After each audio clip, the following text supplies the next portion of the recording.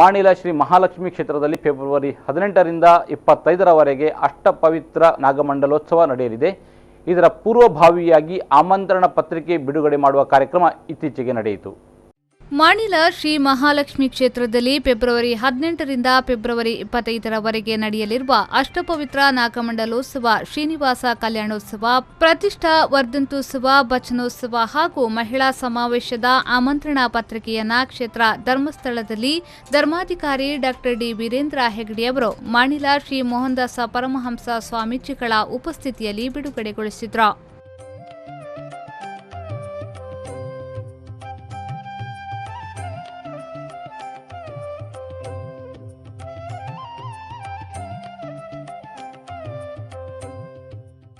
ಈ ಸಂದರ್ಭ ಮಾತನಾಡಿದ ಅವರು, ಶ್ರೀ ಮೋಹನದಾಸ ಸ್ವಾಮೀಜಿಯವರು ಕಳೆದ 17 ವರ್ಷಗಳಲ್ಲಿ ಮಾಣಿಲ ಕ್ಷೇತ್ರದ ಸಾನ್ನಿಧ್ಯವನ್ನ ಬೆಳೆಸಿದ್ದಾರೆ.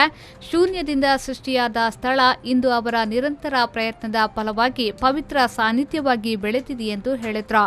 ಯಾವುದೇ ಕ್ಷೇತ್ರದ ಸಾನ್ನಿಧ್ಯ ಉಳಿಯಬೇಕಾದ್ರೆ ಪೂಜೆ, ಹೋಮ, ಉತ್ಸವಗಳು ನಡೆಯುತ್ತಿರಬೇಕು.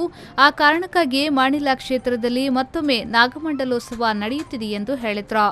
ಕ್ಷೇತ್ರವನ್ನು ಶ್ರೀ ಮೋಹನದಾಸ ಪರಮಹಂಸ ಸ್ವಾಮೀಜಿಯವರು ಕಳೆದ 17 ವರ್ಷದಲ್ಲಿ ಆ ಸಾನ್ನಿಧ್ಯವನ್ನು ಬೆಳೆಸಿದ್ದಾರೆ. ಶೂನ್ಯದಿಂದ ಸೃಷ್ಟಿಯಾದಂಥ ಈ ಕ್ಷೇತ್ರ ಇವತ್ತು ಅವರ ನೇತೃತ್ವದಲ್ಲಿ, ಅವರ ಪ್ರಯತ್ನದಲ್ಲಿ, ಅವರ ಸಾಧನೆಯಲ್ಲಿ, ಅವರ ತಪಸ್ಸಿನಲ್ಲಿ ಇವತ್ತು ಕ್ಷೇತ್ರವಾಗಿ ಬೆಳಗಿದೆ.